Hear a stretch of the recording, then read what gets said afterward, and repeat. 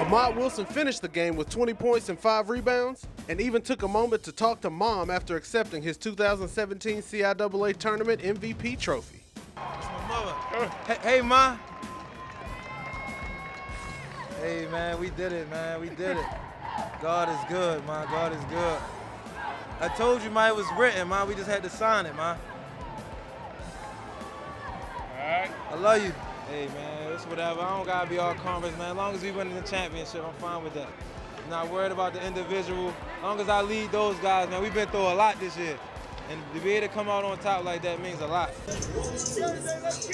I've been in the gym getting my level up.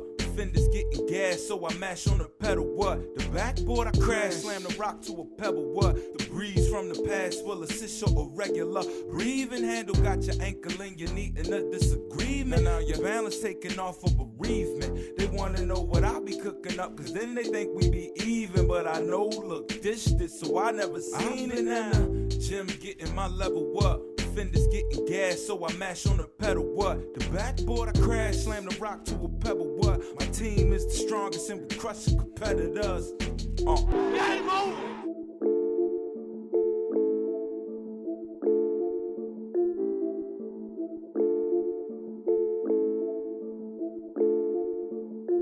Hey, what's up, everyone? Welcome to the Fastbreak, brought to you by HBCU Game Day. You know, this COVID basketball season, man, it is something else. You could be on your way to the game. You could be pulling up to the game. You get a text, you get an email, excuse the cracks, that the game's not happening. It is what it is. We're not complaining, but we were fortunate enough over the weekend. We caught not one, but 2 Hampton games as they were on the road against USC Upstate. And somebody must have told Davion Warren that game day was going to be there because the brother went off. We got it for you. Here's Wally Pitt. The 2021 hoop season is unlike anything we've experienced in college athletics. Between the abrupt game cancellations and teams playing in gyms with limited or no fans, one of the most compelling elements to this unusual season has been the back-to-back in-conference play format. The Pirates knew that 2 tough wins on the road could keep them in the cream at the top of the Big South standings, and 2 losses could have them scrambling for answers with more back-to-backs looming in their immediate future. Hopping off the bus for Hampton as they pulled up to Spartanburg for the back-to-back was Davion Warren, the early favorite for Big South Player of the Year, who's been nothing but a bucket this season, averaging 20 plus a night. But the Upstate Spartans came in riding a 3-game win streak and were looking to make their case as a squad to be reckoned with in the Big South. And before the tip, my guy Najee Thomas was out there throwing down thunder like Zeus from Mount Olympus. Yeah, bruh's windmill package is like that. I see you, big fella. Hampton came out the gates hot. Davion Warren gets the mid-range pull-up. Then he hits DeJour Dickens for the pump fake throwdown.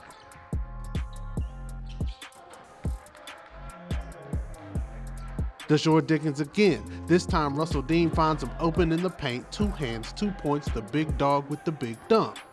Then it's back to the Buffalo Bully. Davion Warren gets the board and takes it the length of the court. Yes, sir. That's a bucket. And this right here, that's a Euro. Mozone reaches, Davion teaches, Hampton up 10 after the lay. Here go the Pirates. Mask off, eye patch on, stretching the lead to almost 20 in the first half.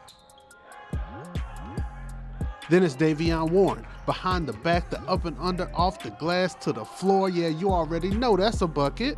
Davion Warren drops 19 points in the first half. He goes 8 for 12 from the field with 6 rebounds. Bro was out there balling like Jim Jones in the yellow Lambo. SC Upstate not about to go outside though. 8 minutes left in the half and Upstate starts to mount a comeback. Tommy Brunner with the razzle-dazzle pass that finds Jatavius Watson. He has the grown man slam through contact and the stare. Upstate is down, but they not scared one bit. Final seconds of the half, Josh Aldridge sinks one from deep, and USC Upstate cuts the lead all the way down to 7 despite Davion Warren's big first half.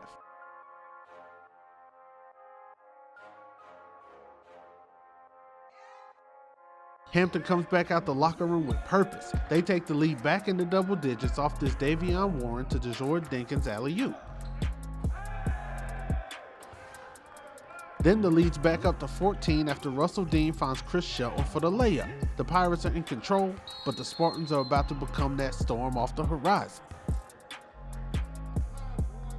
Everett Hammond, that's a bucket and a free throw. Hammond coming right back through everybody for what he made look like an easy lay.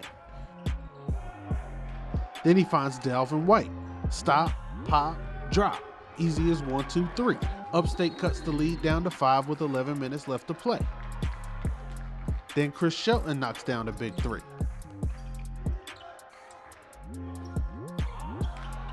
Then Dalvin White comes right back with a big tray of his own. That makes it a 3-point game.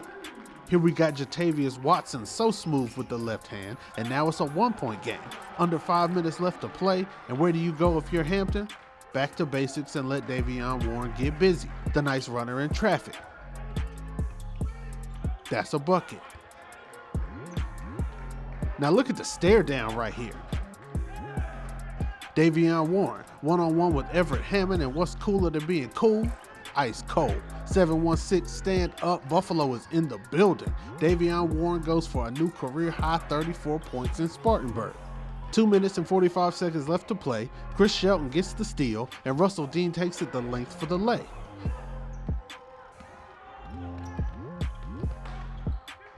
Hampton up 7. It was feeling like the Pirates were about to wrap this thing up until Tommy Brunner got the putback. Then it's Dalvin White with another big 3-pointer, and it's a 2-point game with under a minute left to play.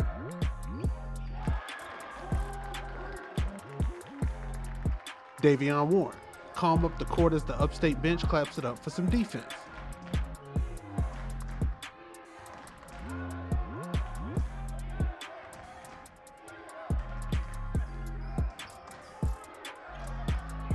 And Jatavius Watson answers from the help side and forces Warren's pass to miss its mark, and the South Cac Spartans get the ball back looking to tie or take the lead. 30 seconds left to play. Everett Hammond finds some space, pulls up from mid-range. It misses off the back iron. It's Hampton ball with 7 seconds left and a 2-point lead. Davion Warren pretty much gets tackled off the inbounds. He goes to the line, knocks them both down. Hampton's up 4, 6 seconds left. Hammond finds Dalvin White, and that's a huge bucket from the junior from Georgia. Hampton looking to inbound. Russell Dean gets it to Ray Bethea Jr., but he's called for the travel. USC Upstate hasn't led once this entire game, and now they find themselves with a chance to win it with 1 second left on the clock. Everett Hammond gets a good look from the corner off the inbounds, but it hits the side of the backboard, and Hampton escapes with a 69-68 win over SC Upstate. I've been in the gym getting my level up. Fenders getting gas, so I mash on the pedal. What? The backboard I crash, slam the rock to a pebble. And after all the drama of a tough 1-point win on the road, Hampton had to run it back with the Spartans only 22 hours later. USC Upstate came back in the gym the next day with the bad taste in their mouth, and they didn't have to wait very long for a chance to get their face back. Hampton traded out the navy blues for the crispy white uniform combo, and although they played well and got the dub, they were one shot away from all that hard work, ending up in the L column.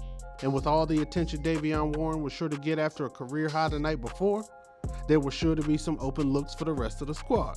Davion gets the extra attention, and this time he finds Marquise Godwin open for 3.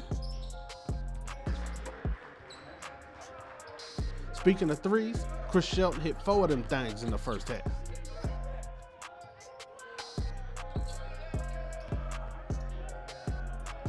And you got to stick with him on the move too. The cutter is butter. 16 points on 6 of 8 shooting for Chris Shelton in the first half, and Hampton would lead by as many as 13. But Upstate was still out here scrapping to get back in it. Tommy Brunner finds Jatavius Watson for the nice give and go. Then Brunner goes for self with a tough take. That's a bucket, and Hampton's lead was down to 3. But the Pirates did everything they needed to do to keep the Spartans at bay. Even Coach Joyner almost got a bucket in from the sideline. Davion Warren went for 9 points and 3 assists in the half. Here he finds Marquise Godwin one more time for 3 more of his 10 first half points. These at the buzzer, and Hampton goes into halftime up 11. Davion Warren back with the tough drive to the hoop. Then he's one-on-one again with Everett Hammond. Here go the smooth dime to Russell Dean for 2.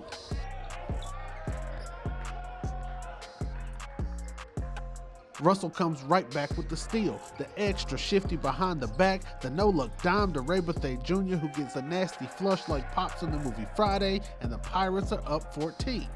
Davion Warren back in the kitchen with the pots and pans. Yeah, bruh, that's a bucket.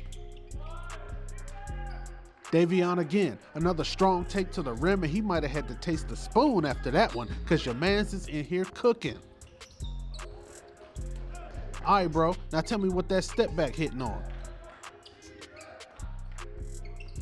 A bucket, that's what. 27 points, 8 rebounds, 4 assists for the Buffalo Bully Davion Warren, and Hampton completes the back-to-back sweep on the road against USC Upstate with an 84-74 win.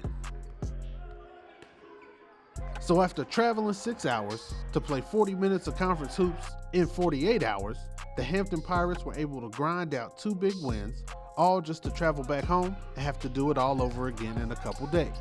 And even while grinding through a long season of nagging injuries during constant back-to-back games in the middle of a whole entire pandemic, the Hampton Pirates have begun to discover who they are as a team as the marathon continues for the boys from the Bay.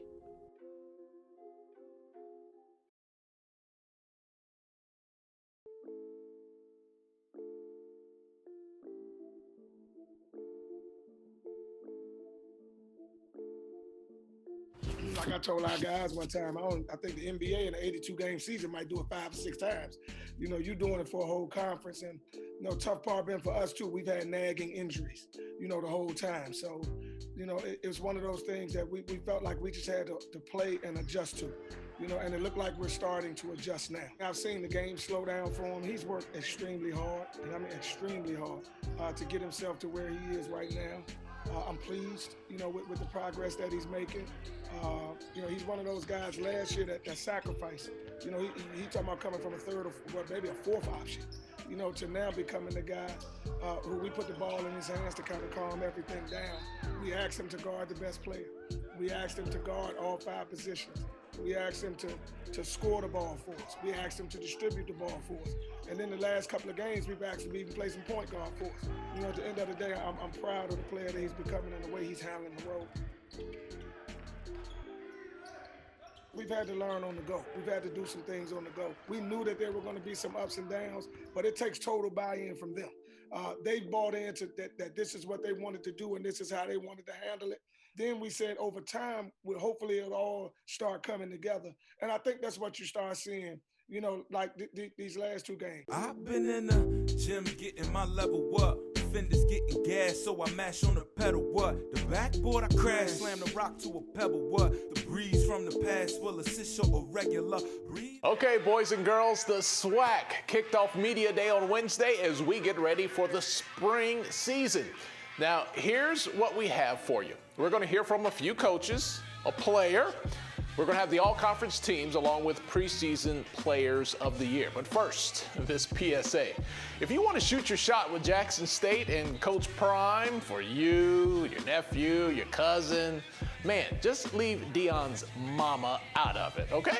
Somebody called my mama the other day, man. You got a 4-star kid called my mama. How you get my mama's phone number? I mean, the kid was from Georgia, 3 or 4-star kid from Georgia. They knew somebody that knew my sister that got in touch with my mama. So I'd shoot the message to the linebackers coach. They do the homework, and the kid turns out to be a dog. I mean, it's crazy things like that has been happening. The problem that we have at this point is the number of scholarships, the numbers that we have. Shoot, if we had a clean slate, it would be ridiculous. And we love this problem, though. We love the problem that we're having right now, and we love it. We love how competitive these kids are. I can't wait for you to see what we're going to put on the field. Wow, that's crazy. All right, so this season, it's going to be like a free play. The NCAA is basically giving everyone a free year. So in the fall, we might have ourselves some super seniors out there. That's good for coaches, good for fans, but it always rolls downhill, right? So the people feeling the squeeze could be high school seniors trying to get into the game. I feel for the high school kids because there are so many high school kids that are deserving of college scholarships athletically on the football field.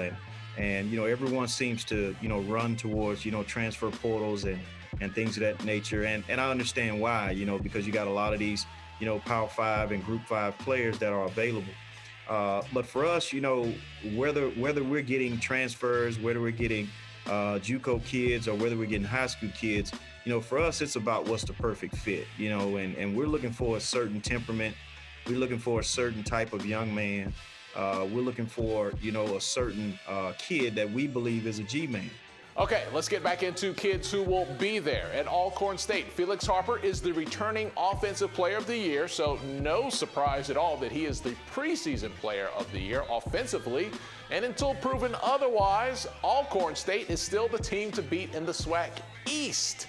But in the fall, will they be the team to beat out west once realignment hits? That's a great question, but question to answer. You know, because every year I see Coach Odom, I see Coach Farr, and I see Coach Newton. Two coaches I don't see is Coach McKenzie and Coach Doc Gamble at Texas Southern and Pine Bluff. So I get a chance to go to coach this year. So, you know, I think, you know, they did a great job of putting us over there. Geographic-wise, it's a great decision. It's an easy decision for the commissioners to make, and which, you know, I have no problem playing football. Very competitive coach, and this coaching staff that we have is a very competitive coaching staff. And so we always put together a great game plan for those guys anyway, over on the east side. So this will be the last time we'll see the east side before we move on to west in the fall. Okay, let's take a look at who's joining Harper on the offensive first team in the SWAC for the preseason.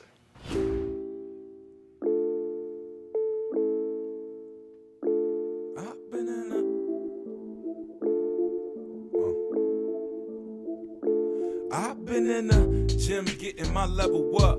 Fenders getting gas, so I mash on the pedal, what? The backboard I crash, slam the rock to a pebble, what? The breeze from the past will assist your irregular breathing handle, got your ankle in your knee in a disagreement. Now your balance taking off for bereavement. They wanna know what I be cooking up, cause then they think we be even, but I know, look, dished it, so I never seen it now. What do you know? Who put on the show? I love the fans.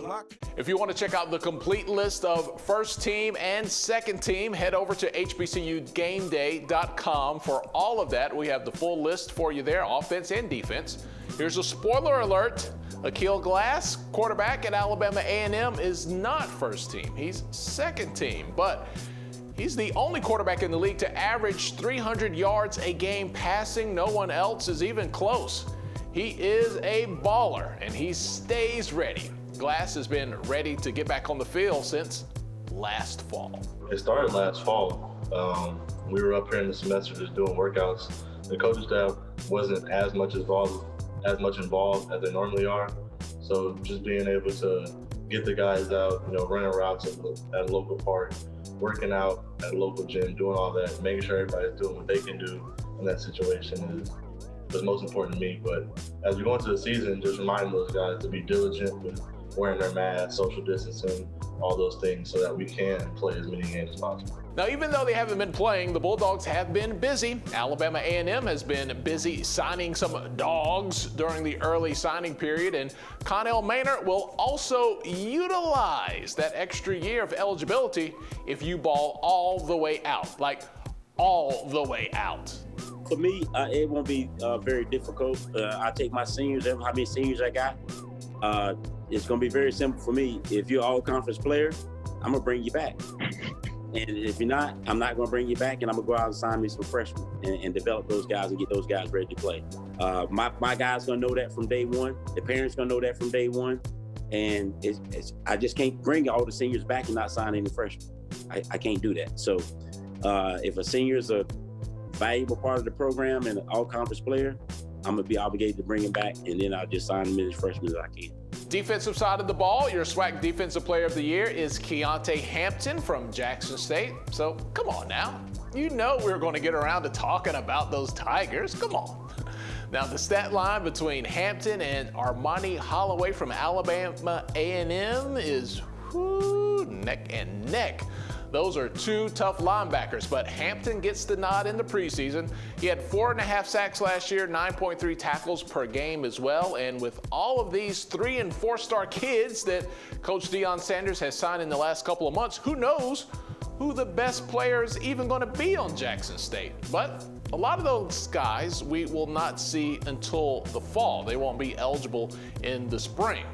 But the anticipation of what Jackson State might be is like nothing we've seen in quite a while in HBCU football. It's not a level playing field. It's unacceptable. And thank God, God called me to change the game, to open the eyes, to open the door, not just for Jackson State, but for everybody. I mean, simplistic things like a training table, like the practice surface, some of the equipment, some of the field equipment. It's so many things that I'm on and having a lot of meetings every day, and this is one of them. So I love it. I love the challenge of it. But if these kids had the same playing field, I guarantee you more would matriculate to the next level. But it's not. And that's why I'm here to balance this thing. Because some of the things that I've seen thus far in my early tenure are truly unacceptable. And it causes a kid not to dream. It causes a kid to not have that passion because he don't see no end result that's promising for him. And the devil is a lie. That's not gonna happen up under my watch. Ain't no way in the world. They deserve better. So that's crazy, right? We're going to have spring football. People are excited. It's going to be the SWAC. Deion Sanders is there on the scene. You cannot tell the history of pro football without Deion Sanders, and now he's a part of the SWAC. If things go well, it should be a pretty exciting spring of football leading into the fall, and we'll have it all for you right here with HBCU Game Day, the Fast Break, a little no huddle thrown in. We got it all for you. Thanks for hanging out with us this week. We'll talk to you guys later. I've been in the gym getting my level up. Fenders getting gas, so I mash on the pedal. What? The backboard I crash, slam the rock to a pebble. What? The breeze from the past will assist your irregular.